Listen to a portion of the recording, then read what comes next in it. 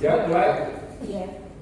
Assalamualaikum warahmatullahi wabarakatuh. Waalaikumsalam warahmatullahi wabarakatuh. Pada kesempatan kali ini kami akan melakukan podcast dengan salah satu narasumber di sini yang juga sebagai hakim sekaligus sebagai tenaga pendidik.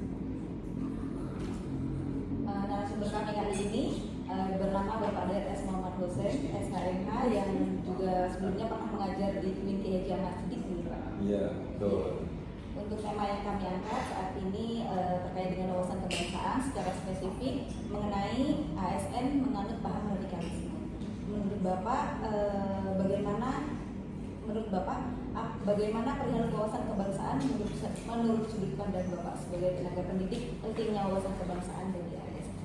Ya, bagi ASN mempunyai wawasan kebangsaan itu harus kompleks, artinya dari peraturan-peraturan yang ada di warga negara kita harus kita patuhi sebagai ASN, ya. Artinya cinta kepada tanah air, kebangsaan Indonesia, kita harus cinta, nggak boleh manut segalanya. Dari peraturannya kita harus tunduk pada aturan tentang ASN, tentang warga negara. Jadi semua aturan yang ada di warga negara ini harus kita patuhi, harus kita cintai dan harus kita laksanakan sebagai ASN.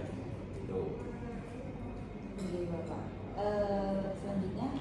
Kemudian yang kedua Bapak, bagaimana pandangan Bapak apabila terdapat seorang ASN yang berpaham radikalisme? Iya, itu. Bagaimanapun kalau ASN dan bisa kita langsung kompos secara ada prosedural kan, ada prosedural. Ketika ada seorang ASN yang berpahaman, yang istilahnya yang melanggar ASN-nya, aturan-aturan ASN, apalagi tidak cinta kepada air sebagai kasarannya pemberontak lah kan gitu kan ya, karena radikalnya, ya bahkan ya sebenarnya ada gitu. Kita bagaimana prosedural, kita diberi somasi, kita harus diberi peringatan secara tertulis, ya dipanggil kemudian tertulis, ya setelah diberi peringatan tapi itu ya bagaimanapun juga kita harus dikeluarkan dari ASN.